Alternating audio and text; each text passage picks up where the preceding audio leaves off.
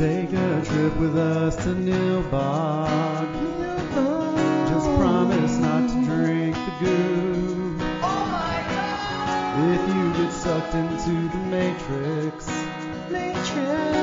we will send a phone for you. Do you believe in fate? But every movie has a plot hole, and every hole gets filled somehow with whiskey, wine, or blue milk. Just don't cut me off right now. We're the Plotaholics, a breakfast club of two. We're the Plotaholics, ripping plots apart for you. Yeah, well, that's just like your opinion, man. All right. Welcome to the Plotaholics podcast. I am Shane Wilson, and I'm a Plotaholic. Hi, Shane. And I'm Brian Tan, and I'm damn sure I'm a Plotaholic.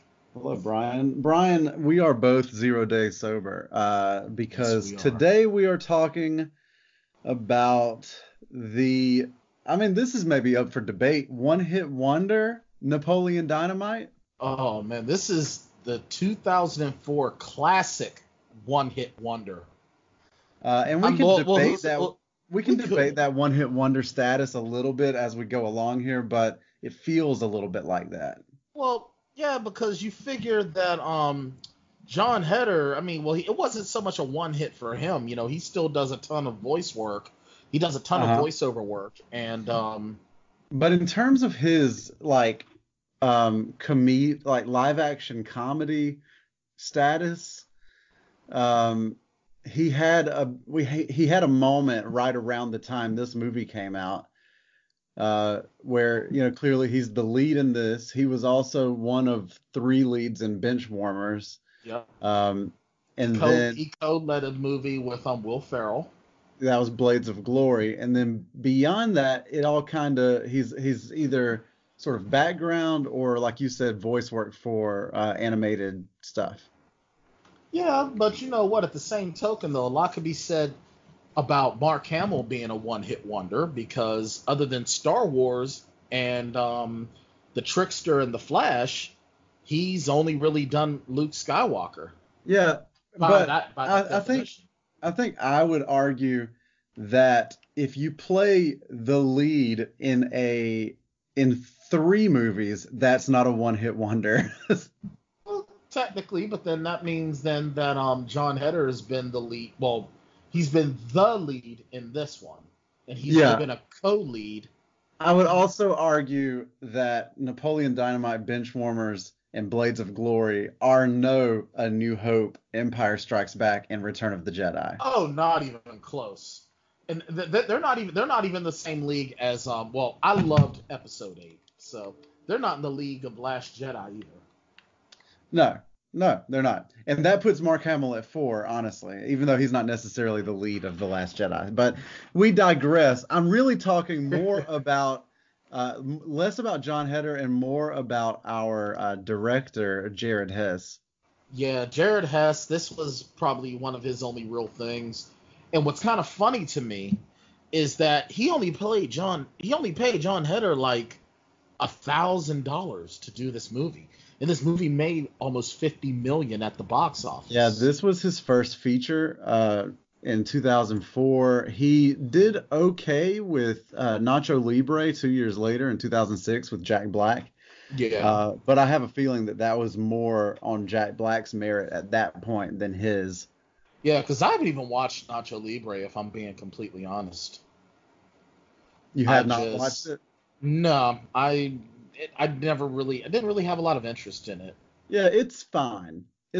But it is so clearly by the guy that did Napoleon Dynamite that you might as well just watch Napoleon Dynamite. Fair enough. Yeah, I'm double checking him.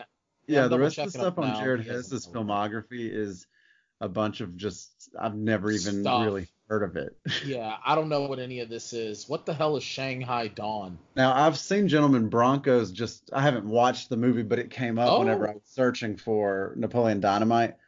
So yeah, Shanghai Dawn, you found something? yeah. Apparently, Shanghai Dawn. That's gonna be the continuation of the Shanghai Nights series with Jackie Chan and Owen Wilson. Oh my God. So he's gonna be directing that. That, Okay. I mean, I'm not a fan of those movies. nothing about the sentence that you just said makes me excited. Yeah, me either. It's just like, oh, so this is a thing. Yeah, this Pardon is me the while thing. I don't care. Like honestly, Shanghai Nights, who the fuck even ever watched that movie? Like, and now we're on the third one? I didn't even realize they'd done a second one. Right. And Yeah, that's bad exactly. coming from me. Yeah, This so is cinema file over yeah. here. So we are throwing mad shade at Jared Hess, not so much at John Heder, who, as you said, has turned Napoleon Dynamite into by all metrics, a successful Hollywood career. Not Absolutely. Absolutely. not a mind-blowing Hollywood career, but when you think about where he started with this film, a film in Napoleon Dynamite that, just for the record, had a $400,000 budget and made $46.1 million at the box office. That's crazy. And Yeah. you know what's crazy? What's also crazy is that, John Heder for the rest of for as long as he shall live is Napoleon Dynamite. Yeah, there's I mean, nothing that's else it. you can do. I want to start at the top of this movie with what I think is one of the most interesting and creative opening sequences, like opening credit sequences. Oh, where every meal, every plate of food that is in this movie is in the opening credits, and I think that is very, very, that's very cool. That's Yeah, and that's very unique. and all of the names are written in condiments. Condiments. Yeah, I thought that was really interesting to watch. Now, did it go on too long? Maybe. But it was still visually very interesting. So yeah, so the opening scene, now the opening titles are behind us, and we open on this shot that's shot from kind of low to the ground of Napoleon just standing and waiting for the bus. And what's so funny about it is that you get this opening where it's like a full-on establishing shot of Napoleon full body, and the first thing that I noticed on Napoleon are those moon boots, man. The kid just crushes moon boots. You know He what's really interesting does. about this movie to me is that well, it's set, as we've talked off air, it's set in Preston, Idaho. Yeah, not Ohio. Right, no, not to be confused with what I am sure is Preston, Ohio. What's kind of crazy to me is that it is hard for me to decide whether or not this movie is a period piece. Like, is this movie set in the 80s? It's not set in the 80s. That's the craziest part, is that it feels like an 80s movie, but it's so clearly set in present day. Well, I think what part of its charm, though, and what it's sort of showing is that Preston, Ohio Ohio. Now you got me doing it. Yeah. Preston, Idaho is very, very like lost in time. It's very behind in the times. I mean, honestly, if you didn't do well in geography class, you wouldn't even know that there was a state called Idaho. Right. Yeah. And you can tell from the technology that it's one of those little towns that time forgot. Like, they just got internet, Yeah, they're still paying for chat. Right. They're paying for chat by the minute. Yeah, but at the same time, I don't know. Like, so the movie was released in 2004, and high-speed internet was still kind of a new thing in most places then. Well, you had DSL, but right. you didn't have you didn't have it like it is now. Yeah, and so it feels a little bit like there are times visually when it looks like the 80s in terms of style and stuff like that. Right. And then there are times when it feels, in terms of technology, like the 90s. It's just really hard to nail this movie down to a specific year, I think. Yeah, you're absolutely right. And honestly, I think that is a lot of its charms, though, Yeah, is I that agree with that. time doesn't really. And the thing is, with this movie, you can really just enjoy it no matter what. It's not one of these movies that, even though it kind of dates itself, it doesn't date itself. You know what I mean? Yeah, I feel like at the onset here that we're gonna have this is gonna be maybe a shorter episode, and I might eat those words before this is over with. But but what struck me as I watched this movie is that nothing really happens. Like No, it stuff really happens doesn't. for sure, like things happen, but there's so many scenes that are shown, and you wait for the duration of the scene, 2 to 4 minutes sometimes, and you expect something to happen, and in most comedies there would be kind of a punchline, but nothing. The scene just kind of ends, and it moves on to the next thing. Yeah, and I know when I first started watching, when I first watched this movie, that was one of the main things that really did it for me. Hmm. Was, because at first I didn't like that. I thought it was really, really. I mean, I don't want to say that it was stupid, but it felt really, really odd. It felt disjointed. Like that's part of it. When I watched it when it first came out as well. Not in theaters. I saw it on TV. And I remember I remember laughing a lot, but also wondering why I was continuing to watch it. I was the same way. See, I remember watching this movie when a friend of mine had actually picked it up on DVD. Yeah. And we used to have these movie nights, you know what I mean? And, all of us would just hang out and, whatever. And it was his night to pick the movie.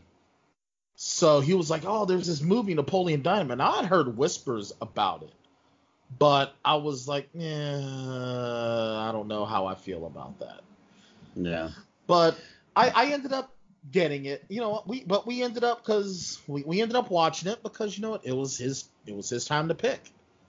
And I'll tell you the truth, man. I was really happy that he selected it because we ended up laughing so hard Mm-hmm. at the movie because of the fact that it's just so abrupt.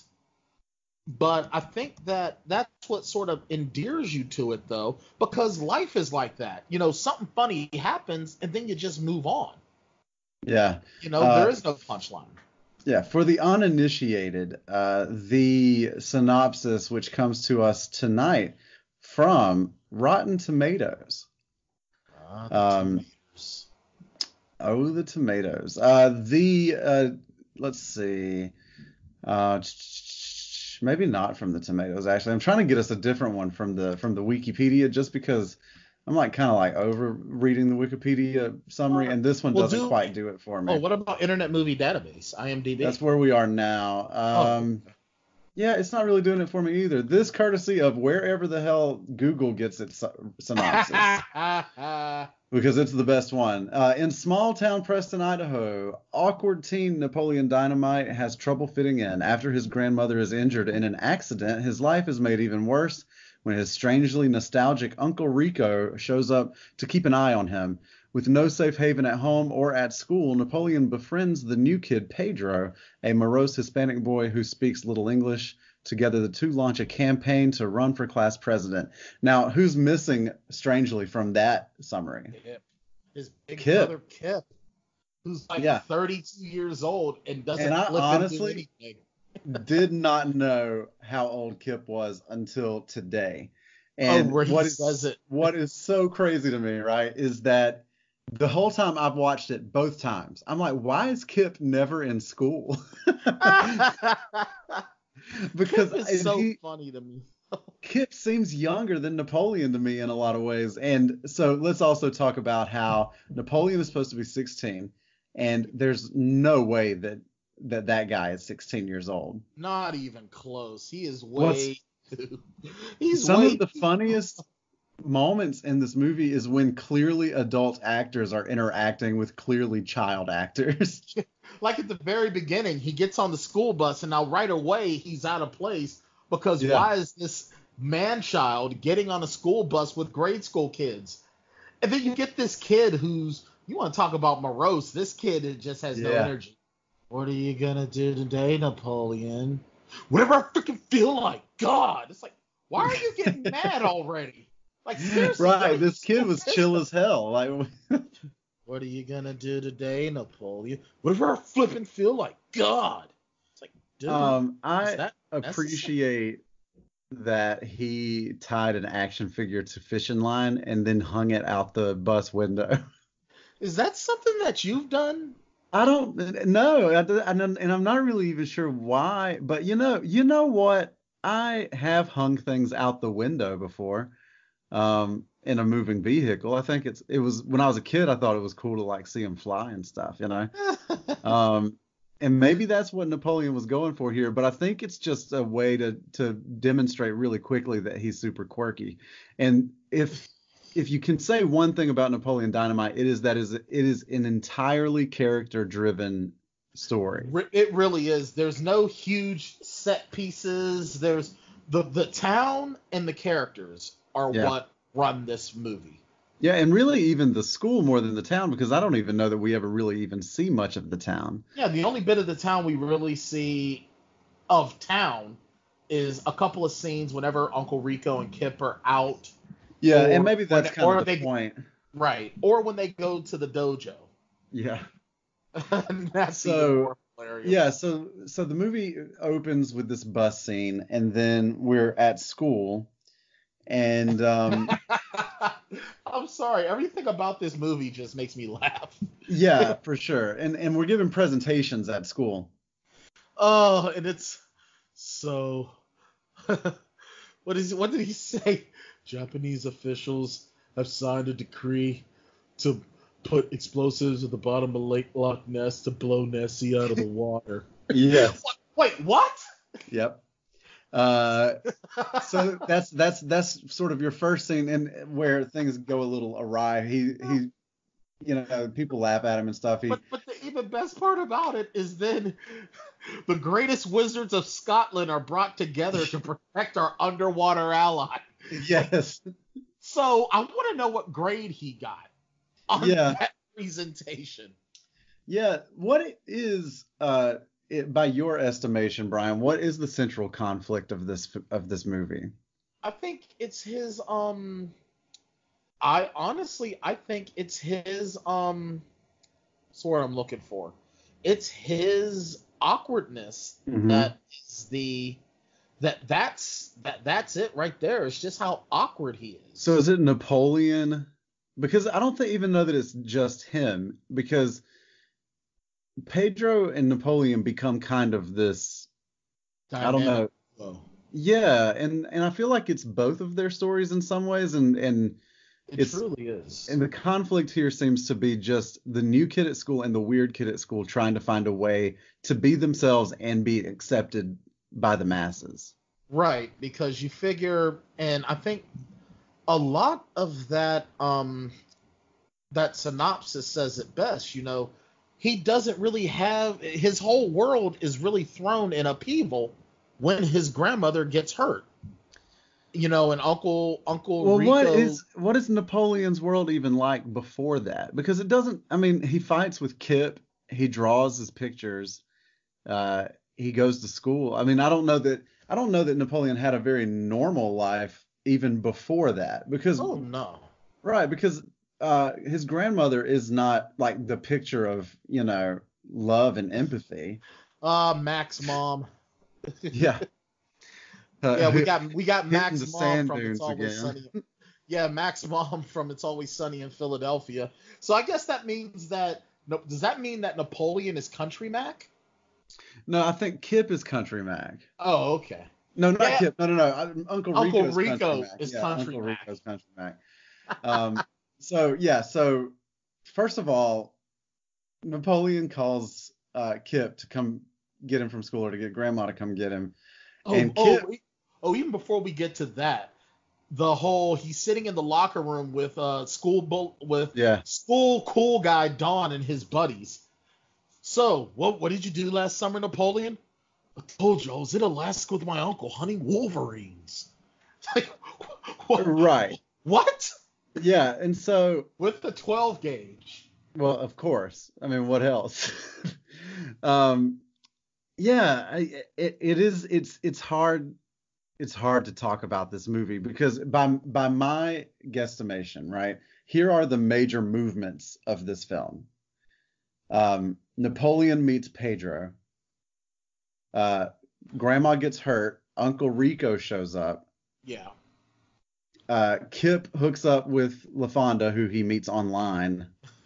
And The early days of internet love. Yeah, and Kip and Uncle Rico start this get rich quick, like door-to-door salesman business. Napoleon asks a girl to the dance. Her mom makes her go. Because Uncle Rico basically tells the mom that he's incontinent and whatnot. Basically just makes up all kinds of stuff about him. Yeah, and then Pedro runs for class president. And you know what? Napoleon's story doesn't really get going until Pedro shows up. Yeah, that's true. So it's almost like Pedro is the fuel to this crazy ride we're on. Yeah, you get the sense that Napoleon needed I don't want to say a sidekick because I think that they're pretty equitable in their relationship. I would say that Napoleon just needed a friend. Just somebody to kick it with, you know? Absolutely. And I don't think Napoleon really had any friends before Pedro. I don't think he had any. You know, it was just him and his brother. The genius of the movie is in how they show that without telling that, right? Napoleon never has a moment where he looks at the camera or at somebody and is like, I don't have any friends. But the opening shot of Napoleon is Napoleon alone. The next shot of Napoleon is Napoleon out of place on a school bus. And then throughout the first 20 minutes of the movie, it's Napoleon at odds with the group and by himself on the playground with the tetherball. Right. So everything in the first 20 minutes of this movie is establishing that he is alone, you know? Right. And it kind of makes you feel really bad for him when you really think about it. You know, if you really want to sort of dissect and get Freudian or Skinner about it. Yeah. I try to stay away from Freudian since Freud was, you know, kind of a disgusting human being. But I digress. And wrong about a lot of things. Absolutely, really was. Skinner was more right about anything than Freud was. And Freud is looked at as being the man. And it's like, nope. But it's really this whole movie, as we're talking about it, Napoleon is just always alone. This is a kid that lives in a place that time is forgotten.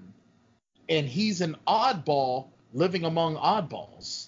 Yeah, and Pedro gives him a little bit of, like, making that friend gives him some confidence. It does seem to. It really seems to. Because he's able then to ask this girl out to the dance. Right. Exactly. And even still, if you notice, and I sort of noticed this in my latest watch through, you notice that Napoleon makes up a lot of stuff to get attention. But once he gets confident and secure in his friendship with Pedro, he doesn't really make up stories like he did at the beginning of the movie. That's an incredible observation from you. That is and it didn't really occur to me. I've only seen it twice, and I've watched it for the podcast, and I watched it years ago, and I've seen pieces of it here and there. Mm-hmm. But what your observation that he gets less hyperbolic and less he exaggerates less as the story goes along is a really good observation. And he just shows so much loyalty. Yeah. Because, I mean, you know, Uncle Rico shows up, and Uncle Rico played brilliantly by the amazing John Grise, who, if you've seen him before and stuff, he was the Wolfman in Monster Squad. Mm-hmm. He was Laszlo Holyfeld in Real Genius with Val Kilmer. He was also, let me look up he was in the film Running Scared that starred the great Billy Crystal and the late great Gregory Hines. He's got a ton of movie credits. He really does. He was in the little remembered by most, except for me, Fright Night Part 2 with Roddy McDowall and William Ragsdale. As also an impressive list of TV credits, including a 54-episode run on Martin. Absolutely. On Martin, he played the technical producer. He was he was in the first 2 or 3 episodes of Martin. He was the engineer of the radio station. Yeah. Absolutely. He was also in he also did he was in 90210. He was Dylan's drug dealer. And he was in Taken 1 and 2 and 3 with Liam Neeson. And he was also in Supernatural. So it's pretty safe to say that Uncle Rico is probably like the biggest deal, right? I'm just He kidding. really is. Well, I mean, well, you figure between him and Haley Duff, Yeah. who plays Summer Wheatley, the main female antagonist. Yeah, him and Haley Duff are the big deals of this movie. In this movie, yeah, in terms of like star power, that's them. Absolutely, because Haley Duff, the older sister of Hillary Duff. Duff. Yeah, absolutely. So, but the point I'm making is that even at home, he's alienated at school. Yeah. He's alienated by his brother. He's alienated. Well, even his brother is almost like his best friend, but he doesn't have any friends. They have such a very clear sibling rivalry. Like I think that they care for each other, but they also don't love each other. Yeah, they're brothers. They pick on each other. Absolutely. And Napoleon is not like buying that he's talking to some girl named LaFonda. Yeah. I want to listen to the clip where Napoleon talks to Kip about what he's been doing on the internet. That is my favorite. That is one of my favorite scenes. Go ahead. Kip hasn't done flipping anything today. Look, tonight me and your... Kip, listen. What? Tonight me and your aunt are going to go visit some friends, and we're not going to be back till tomorrow. We're getting a little low on steak, so I got Lyle coming over tomorrow to take care of it. Well, what's there to eat? Knock it off, Napoleon. Make yourself a dang quesadilla. Fine. I'll be back tomorrow.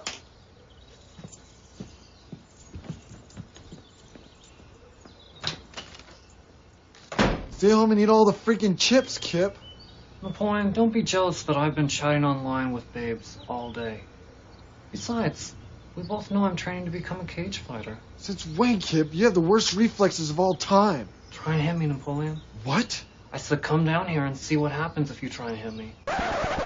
All right, and I really wanted to play that so that we could get both of their voices in here, because they're just so unique, and their chemistry. And when you look at these two people interact with each other, it's not what you typically think of as chemistry, but this cast really does have some pretty great chemistry. They really do. And give me a nanosecond, and I'll tell you right now the guy's name, the guy that plays Kip Dynamite, Aaron Rule. This was his first acting role. So yeah. In his very first acting role, and he nails it, man. He really, really nails it. He is probably one of the funniest parts of this movie, because he's almost like he's even more awkward than Napoleon, but he doesn't have the expressive personality. But I mean, and even still, the way they talk to each other, like I said, they're brothers, but it's like all they have is each other. But Napoleon sort of looks at him as, you're like a grown man and you do absolutely nothing all day. So he doesn't really have that respect. Yeah. So he may not be alienated by his brother, but vis-a-vis he is, because he doesn't really respect him. So yeah, and these two people are not being forced to grow up at all. At the same time, you kind of also, not to tug on this thread too much, but you kind of have to wonder if there is some sort of like a disability at play in the Dynamite household. It wouldn't. And that is really looked at very. It's almost like they say it without saying it. Yeah. Because Rico is living in 1982. He could just be, a guy who peaked in high school. But yeah, Kip and Napoleon are very, very stunted. Yeah, emotionally. It's one thing to be socially awkward. Like Napoleon feels like a socially awkward 16-year-old. But Kip, to still be where he is socially at 32, feels like something is awry. If he is actually 32, like if Napoleon wasn't saying that just to exaggerate. But you're absolutely right. And he's just... Well, he's definitely old enough to be like an adult, Exactly. He's at least over 21. Yeah.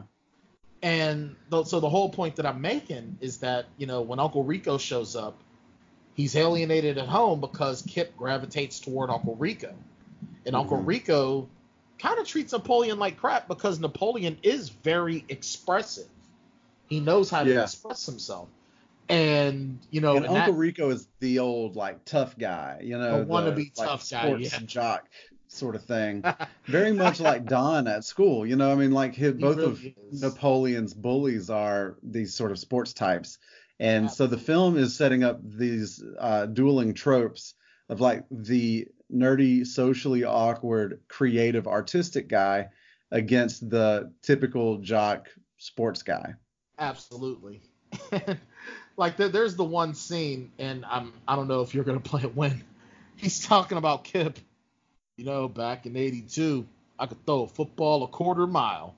No, you couldn't, because Brett Favre wasn't throwing footballs a quarter of a mile. He might throw a football 100 yards. Yeah. But if a mile is what, 4,000 yards and change? I believe it is. Let me look it up. Yeah, I'm doing that too. How many yards in a mile? All right, a mile is there's 1,760 yards in a mile. Now, one of the strongest arm quarterbacks of the NFL modern of the last 25 years is Brett Favre. Mm-hmm. And Brett Favre or even Michael Vick were throwing footballs between 75 and 85 yards. So a quarter of a mile is around 400 yards. Yeah. So you don't think that if they really ripped it, that somebody like Brett Favre couldn't get it to 200, 250? I think if Brett Favre really wasn't worried about, and I'm talking Brett Favre, say 25-year-old Brett Favre, he could probably throw the foot. I don't know. I don't think he would throw the football. Well, because the football. Are we talking goalpost to goalpost? So all I'm saying is that, of course, he was only throwing it 100 yards because there's no reason in football to ever throw it further than that. Right. So is he capable maybe of throwing it further? I don't think anybody can throw it 400 yards, but could a human being throw a football a quarter mile?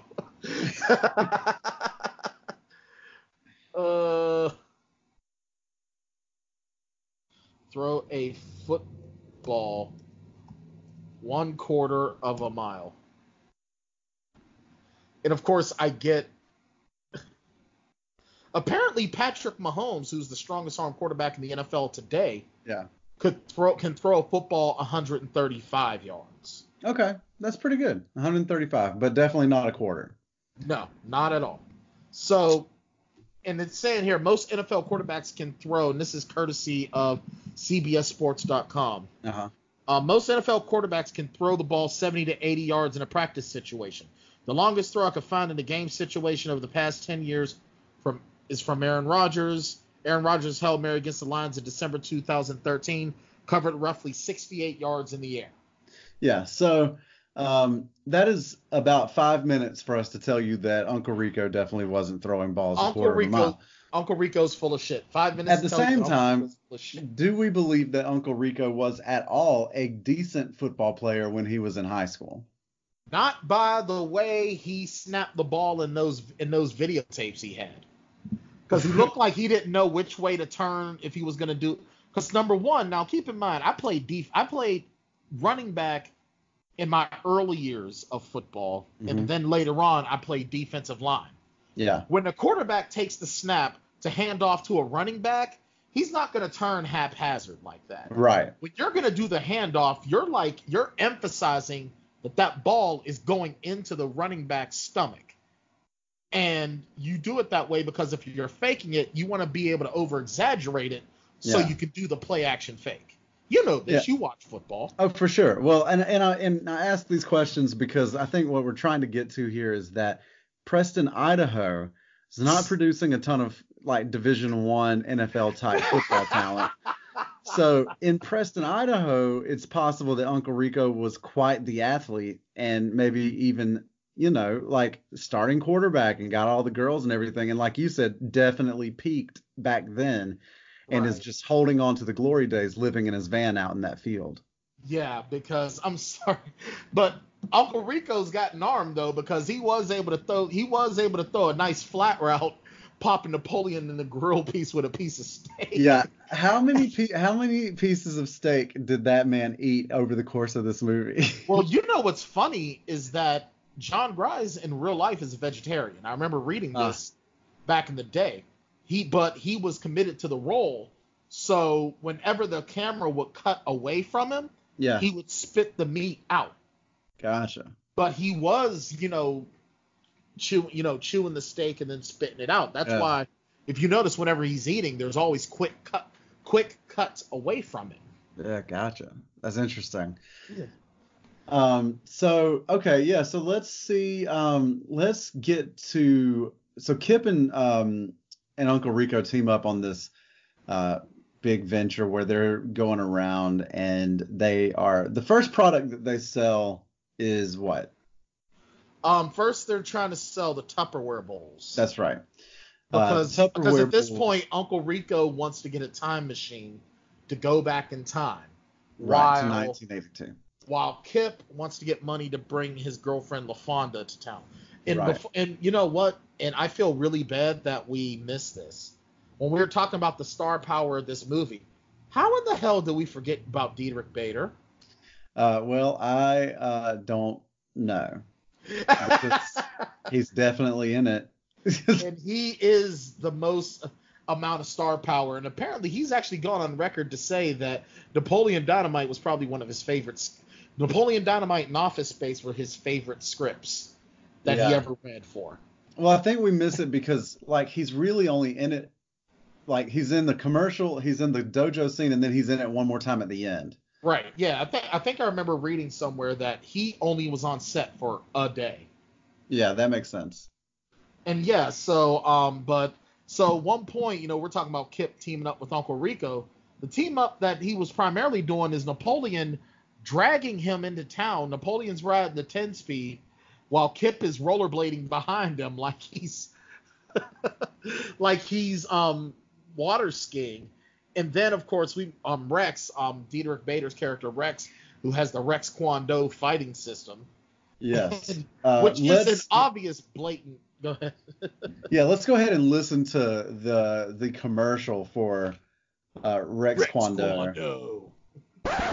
After 1 week with me in my dojo, you'll be prepared to defend yourself with the strength of a grizzly, the reflexes of a puma, and the wisdom of a man. Come down today for your free trial lesson. All right, so go ahead with your point now. So Rex-Kwon-Do is obviously a scam. It's obviously not good. But you don't want to get roundhouse kicked in the face while he's wearing those Stars and Stripes pants, Shane. I'll tell you. Right, that's true. But yeah, so and after that, then that's when we end up meeting Uncle Rico, and Kip ends up joining up with Uncle Rico, and they're selling Tupperware door to door. And what's really hilarious in that scene when Uncle Rico is trying to sell the Tupperware to the young couple, he tries to tell the husband to try to break the Tupperware bowl. Right. And he can't do it. And he has this look of utter shame. But I'm watching it and I'm like, dude, instead of trying to pull it outward, why don't you crush it inward? Yeah, push it forward, right. Yeah, well, and Kip makes that mistake. He puts it when Kip tries to do his demonstration for the people, he decides to try to run over the Tupperware to demonstrate how tough it is, and of course it just shatters. And then he goes, dang it, it just drives off. It's like, right. Well, that's the end of that. He just peels out. So not only did you destroy product, but then you left it at someone's house. Yeah. Worst salesman ever. Yeah, he's not good, but he did make $75 that afternoon. Yes, he did. And I'll tell you one thing. It's pretty awesome. It is. Uncle Rico only made $125. That's true. So he only made just barely. So that means that with what Kip did, if he would have actually sold that set, he probably would have tied or beaten Uncle Rico. Yeah, I was about to say, I wonder if he didn't have to pay for the Tupperware that he destroyed in demonstrations. He probably did, but that, and then that's also where so while this is going on, jumping back to Napoleon, our other team of Napoleon and Pedro, they decide that they're going to try to get dates for the dance. So Pedro decides to ask Summer Wheatley, played by Haley Duff, and he's going to build her a cake. That's one of my favorite lines. It really is. So how are you going to ask her out? I don't know. Build her a cake or something. Yeah, that's so excellent. It really is. And I think that's more showing off that, English isn't Pedro's first language. Yeah, the way that his broken English was written was like, it's a fine line to walk that between being insulting and being, kind of true to the character. And I think that it's done pretty well, because I don't think that Pedro himself is never the butt of the joke. He really isn't. It's what he's talking about is the joke. Right. It's never him. Yeah. And I know for some people, they may not really understand as far as comedy goes. They don't understand. So look at it like this. Let's use Eddie Murphy as an example. When Eddie Murphy is doing his stand-up, he isn't the joke. What he's talking about is the joke, i.e. what Pedro does. When Pedro talks, what he's talking about is the joke. Now, I think an even clearer example is in the movie itself. The things that Napoleon Dynamite says are funny, just like the things that Pedro says are funny. It doesn't have anything to do with Napoleon being one way or the other. It's just how it's written and delivered. Right. Absolutely. And to your Eddie Murphy example, when Eddie Murphy does like his stereotypical black guy voice, or when Dave Chappelle does his white guy voice, like, it's not the fact that they're making fun of black people or white people, or in the case of Napoleon Dynamite with Pedro, Latino people. It's the fact that they are saying funny things in those voices. Right. He's not the butt. Now, if you look at something physical comedy, like, say, Chris Farley falling down. Yeah. Now he's the butt of the joke. Right. Because somebody falling, it's like, oh, man, that dude could have gotten hurt.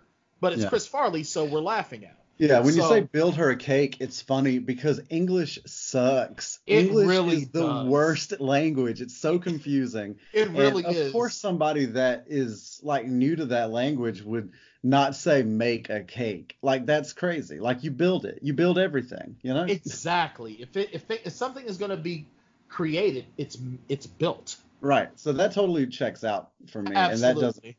And that doesn't. But regardless, we've gotten on some interesting tangents tonight. Because this movie has less structure than Pulp Fiction. Yeah, and this movie Pulp Fiction has structure. Well, in its non-linear storytelling. Yeah, right. Now Napoleon Dynamite though is just like all over the place. It's like you have the Napoleon Pedro storyline, and that's peanut butter, and then you have the Kip Uncle Rico storyline, and that's mayonnaise. And then you have the dance and the election, and those are both like margarine and poodle shavings respectively, and you just throw all of them in a bowl. Well, not to mention the fact that then Napoleon goes to work on the farm, and that is the most disgusting scene ever. That is totally so gross. And you know what? I've watched Saw. Okay, I've watched Evil Dead 1, 2, Army of Darkness, and Remake. I have watched all of the Hellraiser movies. None of those made me gag as much as the scenes when Napoleon and Pedro are working on the farm. Yeah, with the chickens. With the chickens, and then when they're doing the young farmers contest. Right. Right. So nasty. So nasty. This milk here tastes like the cow is in an onion patch. Oh! This movie feels like the cow was in an onion patch. It really does. Like, when you look at the movie from a different perspective, like, there's a lot going on that we can break apart in a psychological way, in a human behavior sort of way. But in a storyline way, as authors, this movie is literally so all over the place. It's like a Seinfeld episode. Yeah. It is literally Yes. about nothing. That is an excellent comparison. You're on fire tonight. I'm trying, my man. Well, I feel so bad for, being late for the live show and whatnot that I feel like I got to bring my A game. Well, you're on it tonight for sure. Yeah, oh man, yeah, the Seinfeld comparison is absolutely on point because that show was about nothing. This movie is really about nothing. Yeah, this movie has no point. It has no real.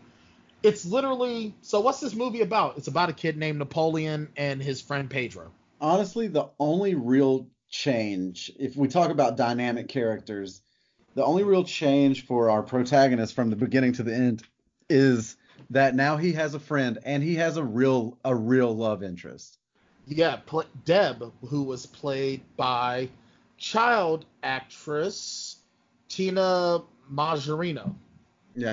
Now Tina Majorino, she was in. Let me give you a small rundown of her filmography, if I may, Shane. Yes. She played Molly Singer and Karina with Whoopi Goldberg and Ray Liotta. Andre, which was one of those many early to mid 90s animal movies, much in the same vein as Free Willy. Okay. Waterworld with Kevin Costner. And then she didn't do anything for a while until Napoleon Dynamite. And then she was in Think Tank, Veronica Mars. Let me see. She has a 22 episode run on Grey's Anatomy. Yes, she did. She was in True Blood for 6 episodes. 10 episodes of Legends, 12 episodes of Scorpion, 1 episode Veronica of Mars Castle. is probably her big deal. It absolutely is, because that was a TV show and a film. Yep. And she was in, it looks like, most episodes of Veronica Mars. Yeah, she was a lead. She was the chick. Well, she wasn't Veronica, but she was Mac. Yeah, Mizak. Yeah. Although I never watched that show. I don't even know what the hell that show's about. Yeah. Ditto. Honestly, I think Veronica Mars is like a detective. And also, you know what? Surprisingly, not from Mars. Really? You know what? Honestly, I could have. So many lies. Honestly, she might be from Mars, and I just pissed a whole bunch of people off.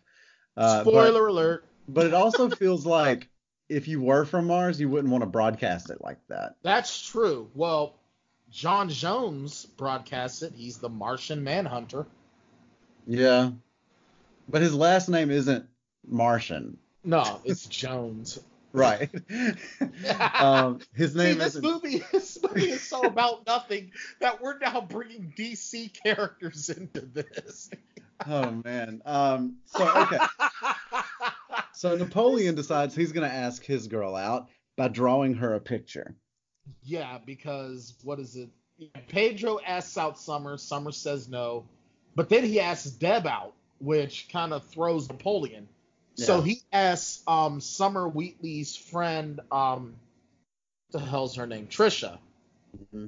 And Trisha's mom is actually a client of Uncle Rico's. And yeah, he shades, and I want to say it's a horrible drawing, but it's better than what I can do. So yeah. I'm not going to be so judgmental.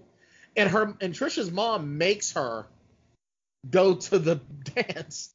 Yeah, because she thinks that Napoleon is that he's special needs. Right, that he's special needs. And so she's like, you're going to the dance with that boy. So she does, and then she kind of ditches him.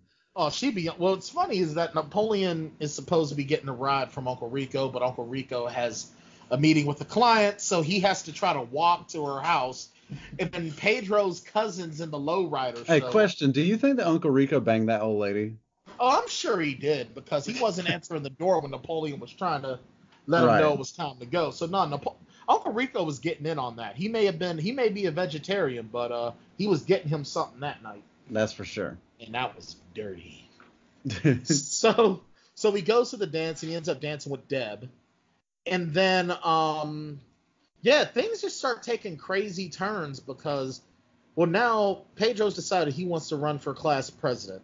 Yeah. Uncle Rico ruins Napoleon's friendship with Deb because after the whole fiasco with the Tupperware, he's selling quote unquote natural breast enhancement pills. And are they pills or are they like bras that are supposed to? I thought they were herbal supplements. Maybe. I honestly don't know. I gotta tell you, I had a couple by the time I got this far. Well, the movie is so off the rails after a while that it's just. But regardless, he's still implying that he tells her, he says, Napoleon says you might be into this, right?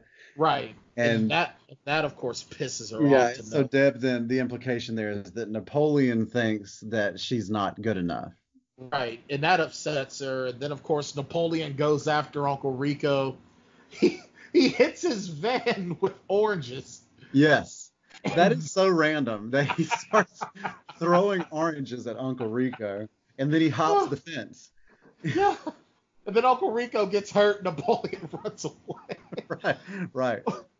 But so finally, Pedro's gonna run for office, and all the while, Kip and LaFonda are like hitting it off because now Kip's brought LaFonda into town. Yeah, LaFonda. Now here's the thing, man. LaFonda, she's beautiful, like way too good for Kip. Like she's out of Kip's league, but she loves him to death.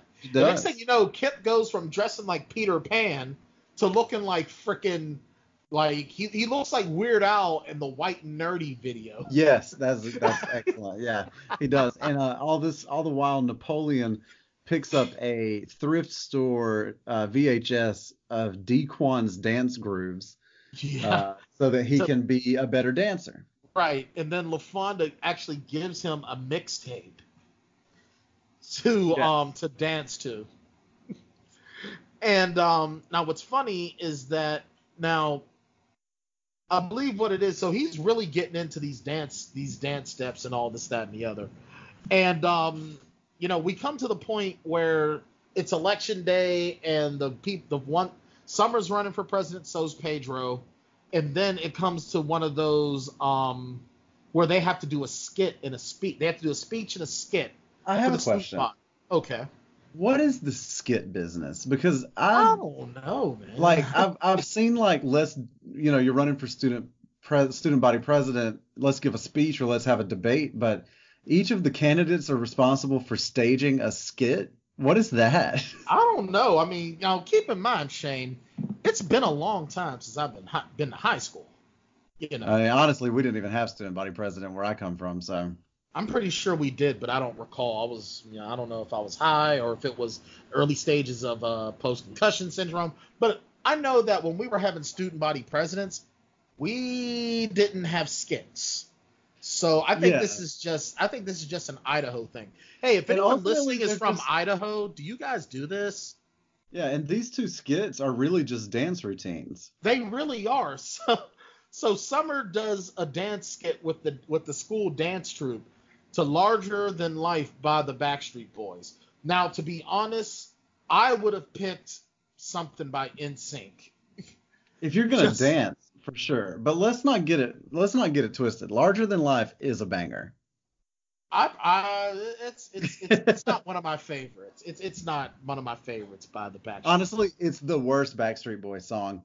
It's the worst Backstreet Boys single for sure. It really is. Because, I mean, even that Everybody Backstreet's Back All Right song, that annoys the hell out of me. I like that better than this. And if Larger Than Life was out, then that means that NSYNC had also released No Strings Attached, which would have Bye Bye Bye. Right. Or they could have done their first hit from their self-titled album. Which one was it? Tearing Up My Heart? No, not Tearing, the other one.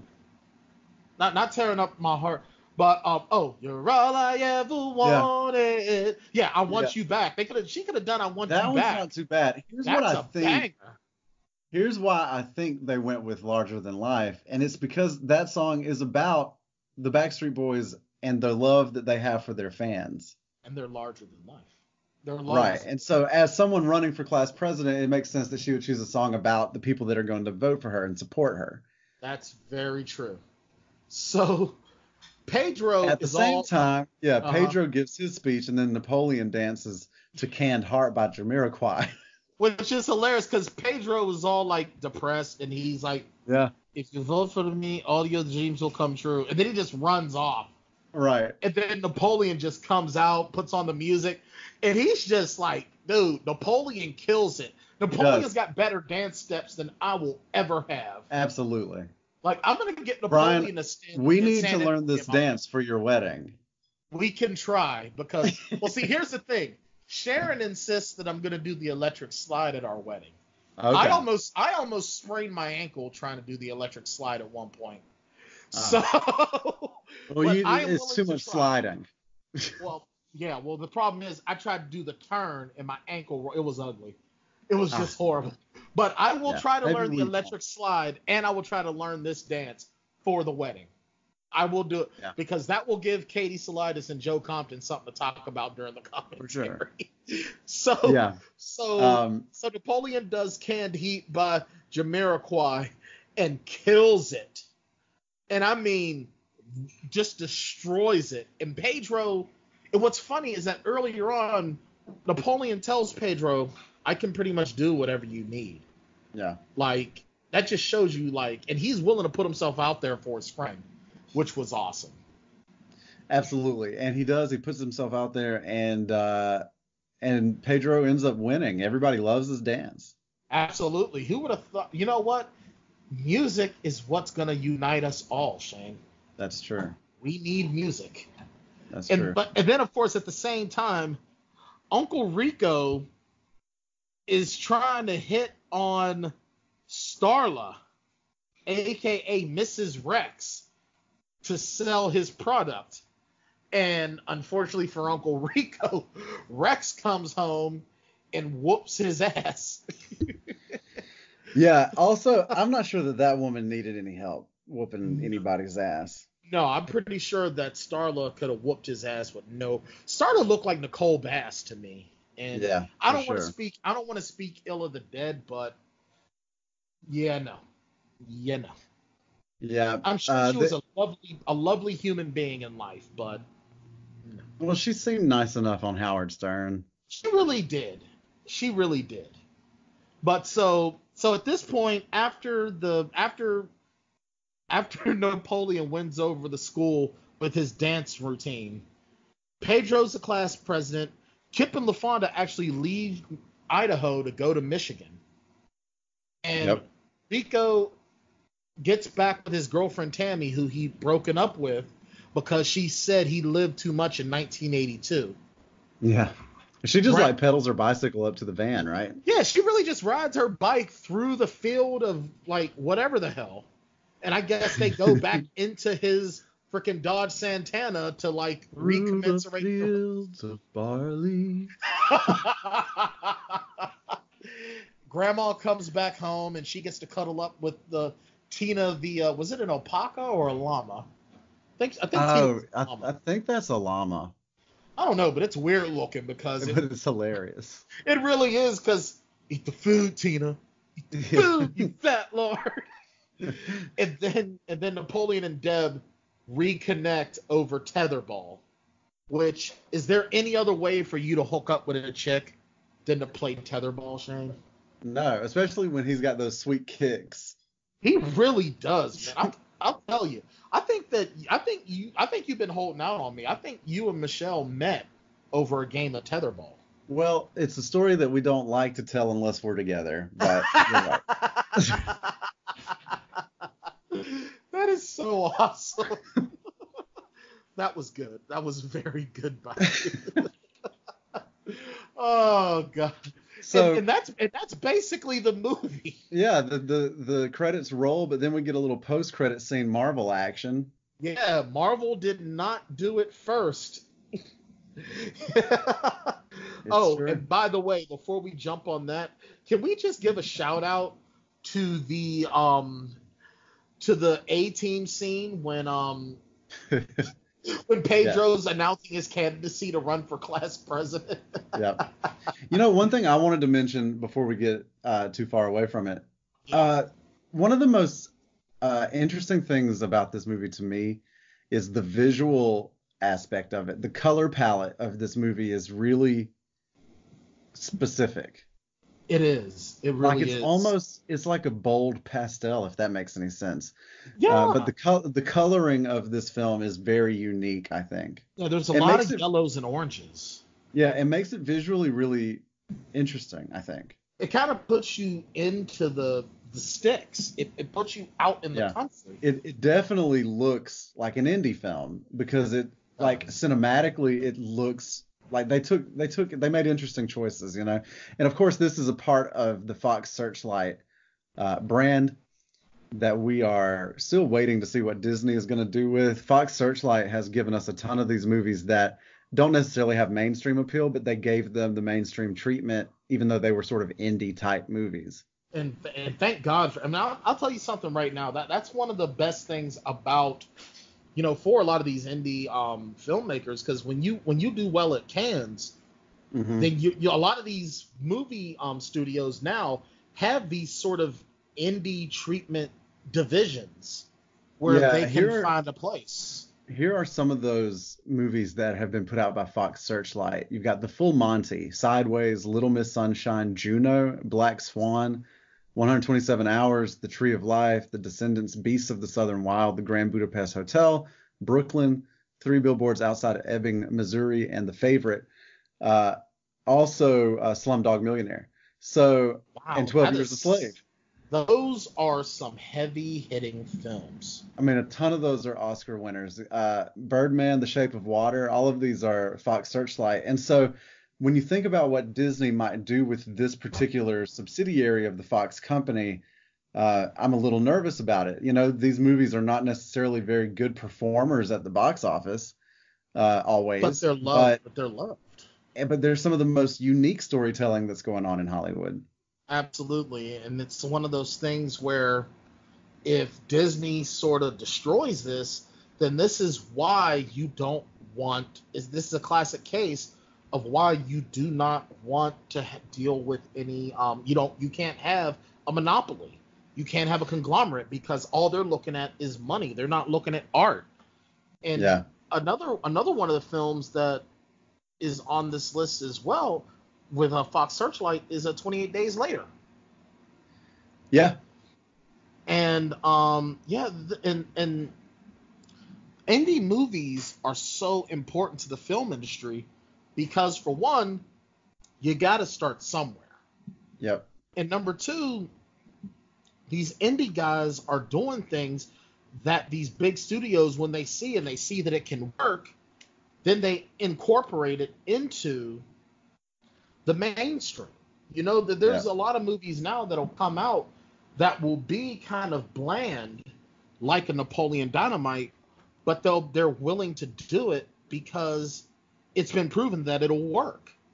Well, and I was reading an article the other day about in spite of the year that Disney has had with sequels and remakes, it's also been a pretty good year for original stories.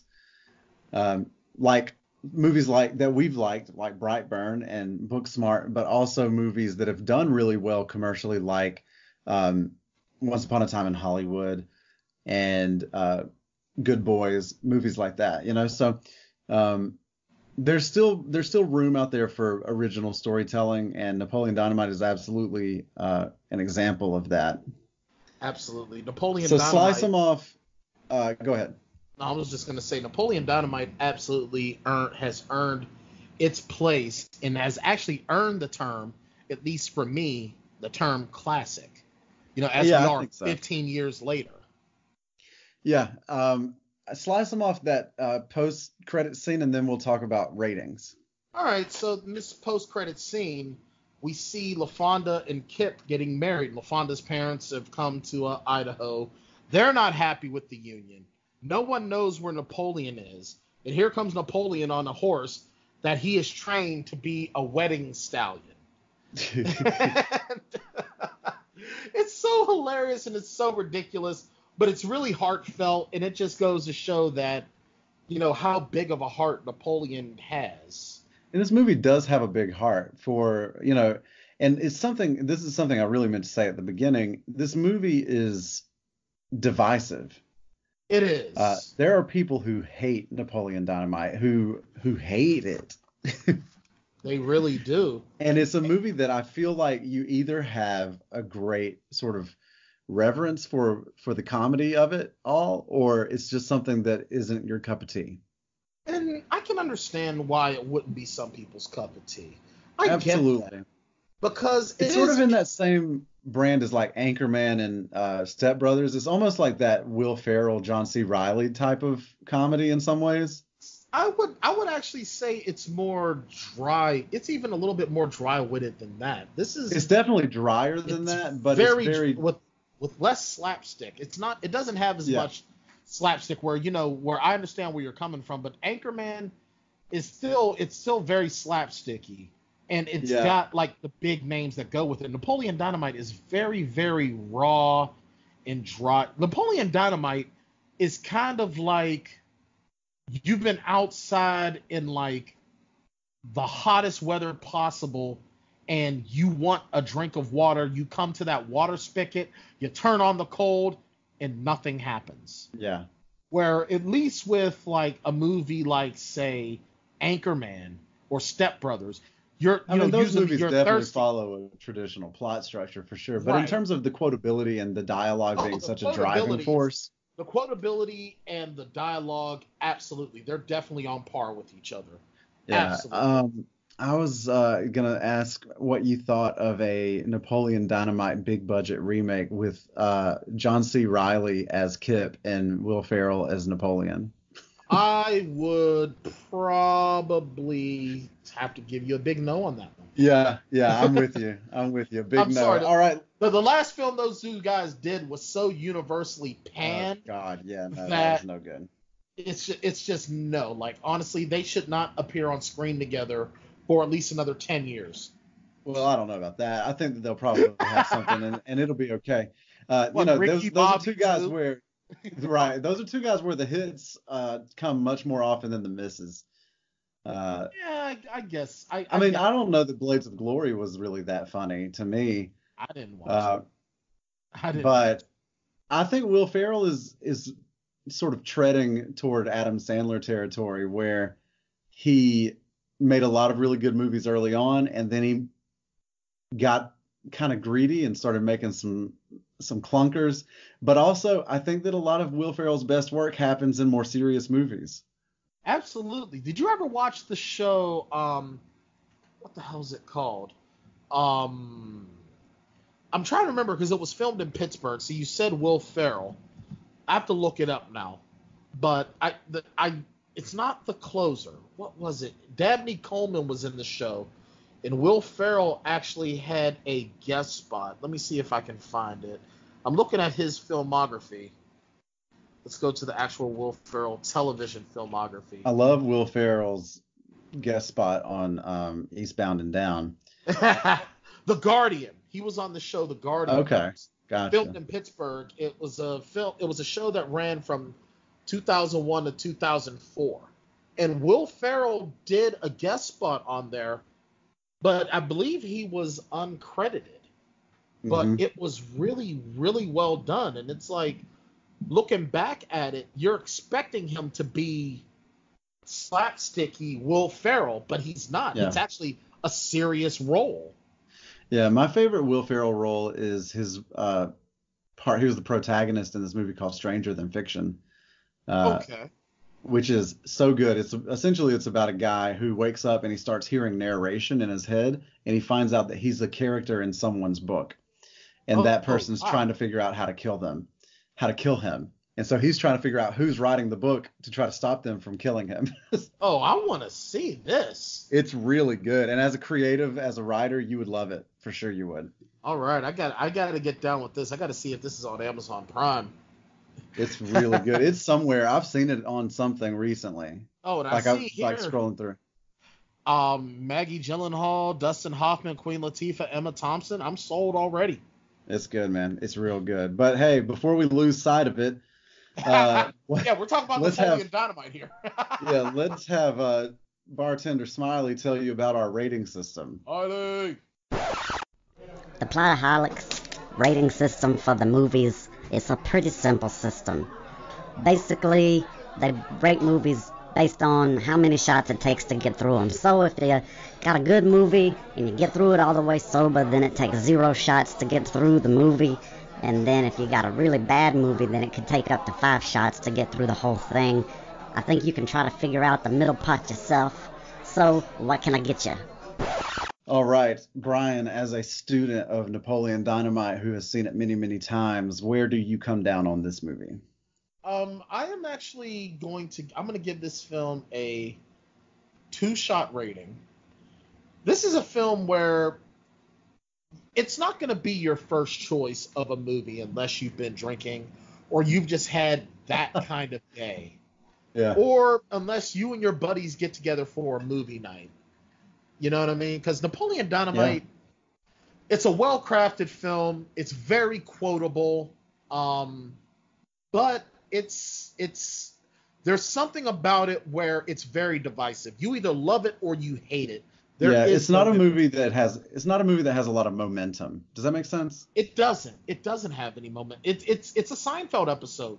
It's a 1 hour and 30-minute Seinfeld episode. So I would think that if you like Seinfeld, you would like this movie probably. But exactly. My rating is right with yours. I was going to give it 2, and not because I didn't like it. I do like it a lot, but if you look at it from a storyteller's perspective, they could have done probably a bit more. And I'm not saying that anything needs to happen, because I love Seinfeld. I think that's some of the best writing on television. But I also really enjoy things where nothing happens, because that's freaking life, man. Like in life, there are a ton of days where just nothing happens. Absolutely. I couldn't agree more. In fact, life would be kind of awesome if nothing happened more often. Yeah, you know what? I definitely see you. I see you and raise you on that one, because, my God, we have too many things where life has too much crap. At the same time, the movie is a lot of fun to watch if you have had a couple of shots. So absolutely, you have a couple of shots of Jägermeister and just enjoy this, or like I said, get together with your buddies and just watch this on like a Friday night. You've had a long week. You just need something to like, even if you're just going to riff it, because there's a lot of things in this movie that you can make fun of. I mean, you know, Uncle Rico throughout the whole movie looks like a disco blueberry, you know, or Kit looks like he shouldn't be allowed within 500 yards of a school or a church. God, that guy. In his shorts. The principal looks like he should not be allowed near kids at all, because he was definitely ogling the girls during Larger Than Life. He absolutely was, and he's a passive aggressive prejudice bigot. Yeah, he is. The way that he talks to Pedro at the beginning is no good. It really isn't. And then you look at the farmers and just almost throw up every time they're on scene. And F. Lyle killing a cow in front of kids. Yo, that was so cold-blooded. It really is, but at the same token, how do you think you get your food? So there you go. Well, hey, that I think puts a pin in Napoleon Dynamite. Brian, next week we begin the weekly podcast episodes, and I'm very excited for this. And we start with Will Smith-Tember. Yeah, that's right. So next week you'll be able to hear Independence Day. Absolutely. So for you guys today, we're recording this on August 21st. This is going to drop. Well, obviously you guys know when this drops, because it's August 26th. It's out now. So this is dropping August 26th, and then Independence Day of the first episode of Will Smith-Tember is going to drop September 2nd, Labor Day. So that's it, man. So something for your Labor Day.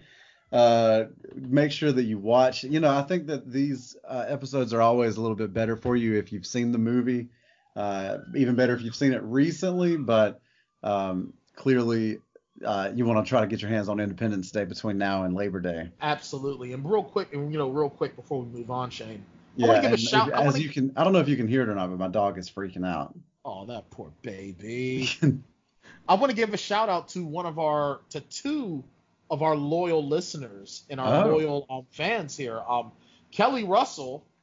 I have to give a shout out to Kelly because I was recently at his daughter's birthday party, and lately now, whenever we get together, first, I have to tell you, Kelly is the husband of Sharon's maid of honor, Karen. Okay. And Kelly actually got mad at Sharon and Karen for not telling him about the podcast. Nice. So is he enjoying it? Oh, he watches all of our live shows. He listens to our podcast episodes. He's an Uber driver as well, so he listens to us while he's driving. Nice. And he actually went back. He actually told me, he said, "You guys, I cannot see Masters of the Universe the same again." And he loved the Masters of the Universe episode. We apparently almost killed him on the Troll 2 episode. So I want to give a shout out to Kelly. Thanks for listening. As well as one of our frequent listeners as well that you actually brought to my attention that has become a super fan as well. Shout out to Mary Jane being a super fan. You know, who got to meet John Cusack this summer. Yeah, she did, and Shane and I were very, very jealous of you, MJ. Yeah, Mary that's right. Jane. And you know, she's always interacting on the fan page, and so I definitely want to give her a shout out as well. Thank you for listening. Thank you for getting involved. And if you would like to get involved, then you can find us anywhere where you can find anything.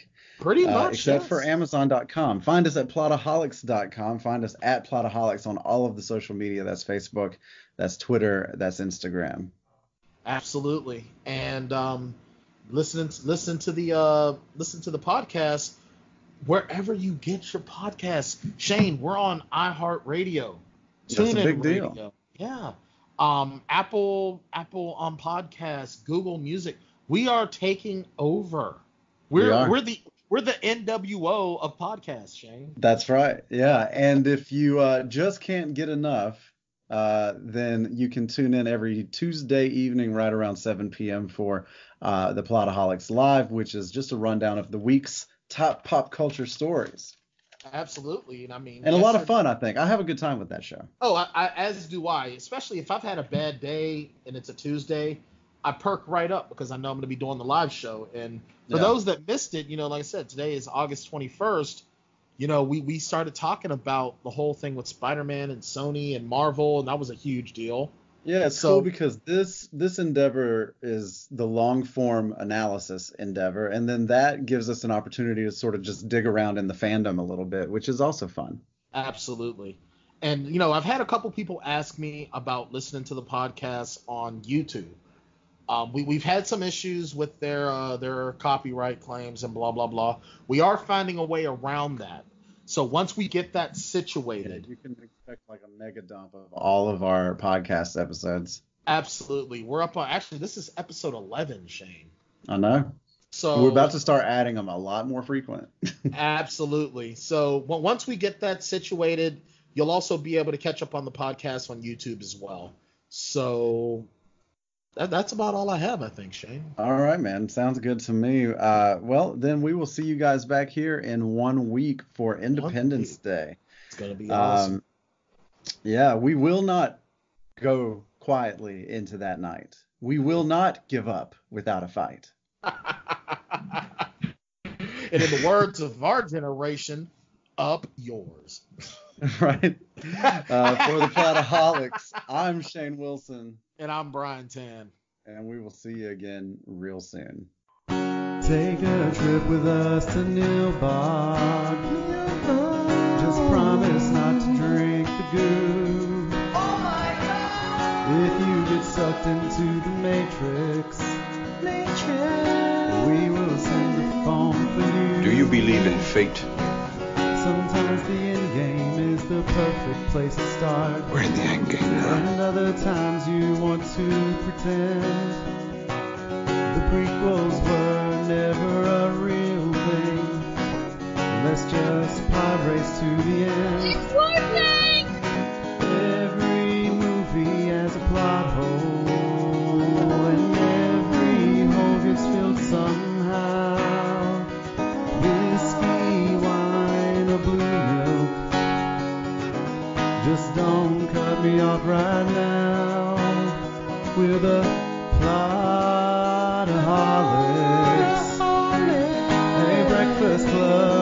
We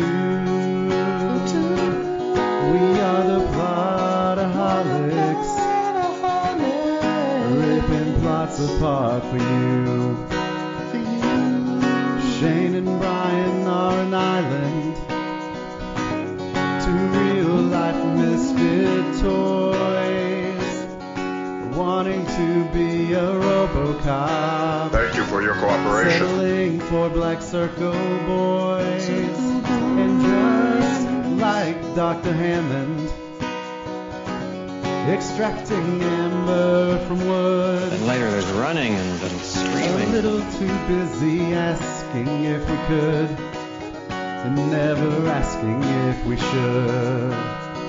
But every movie has a plot hole, and every hole gets filled somehow with whiskey, wine, or blue milk.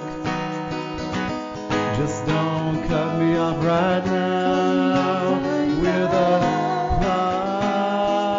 Plotaholics, a breakfast club of two. We're the Plotaholics, ripping plots apart for you. Yeah, well, that's just like your opinion, man.